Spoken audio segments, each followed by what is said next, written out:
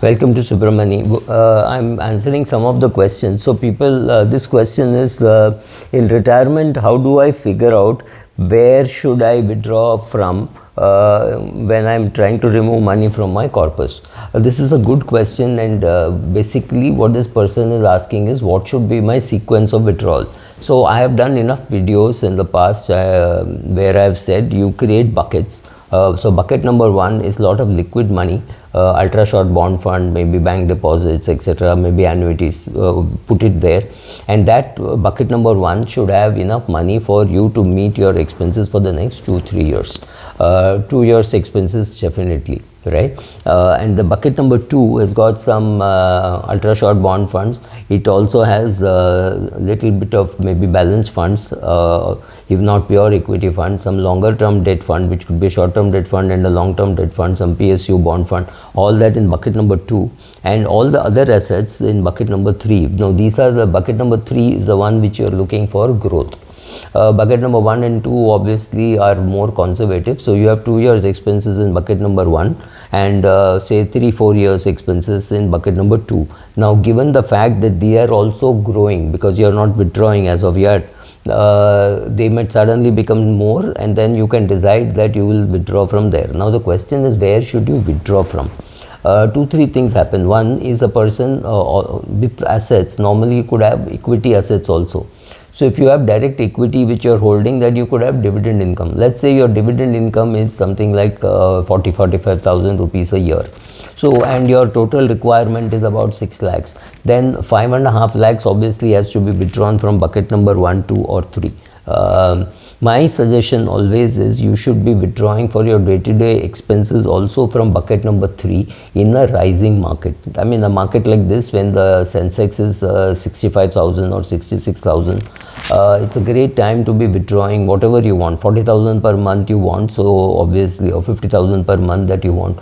Withdraw from your equity assets. You pay lesser tax also, or you will pay 10% tax anyway, and you have the first 1 lakh tax free because you are withdrawing only 5-6 lakhs. That 1 lakh also adds up to a reasonable amount of withdrawal because it's 1 lakh capital gain, remember. So assuming you withdraw 3 lakhs and from that you have a 1 lakh capital gain, that is still tax free. So withdrawing from equity and equity funds makes more sense. Largely people are not asking from where I should withdraw. Largely they are saying my cash flow requirements, should it be met out of my income? Should I have adequate income, or some part of it could come from withdrawing my capital?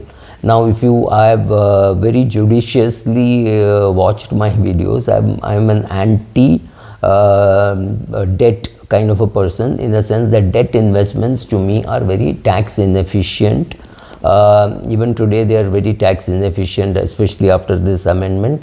So whether it is banking, the bank deposit, or RBI bond, or anything which gives you current interest, to me is less attractive, simply because if I'm going to pay 30% tax on that, it makes no sense. Instead, if I keep money in a multi-asset fund and start withdrawing after, let us assume for a minute it is equity taxation, then I can start withdrawing from it after 1 year, where of course a part of the money which is coming back is principal and part of the money is capital gain.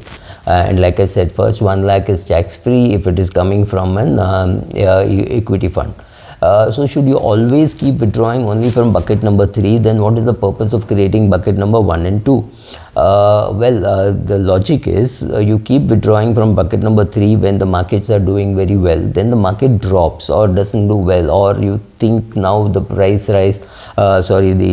rise in the equity indices may not be very high. Whatever has happened, market has gone flat. This is a time when perhaps you don't want to put stress on your equity assets. It's a good time to be withdrawing from bucket number 1, which has also been growing. Let's say last 2 years you did not touch it, then that is also grown at say 7%. So if you had 1 crore there, or whatever be the amount, let's say 2 years expenses, so about 25 lakhs there, that 25 lakhs also would have grown to maybe 30 lakhs depending on the time frame that you did not touch it. So you have now bucket number 1, which has got enough money for you to meet for the next 3-4 years expenses.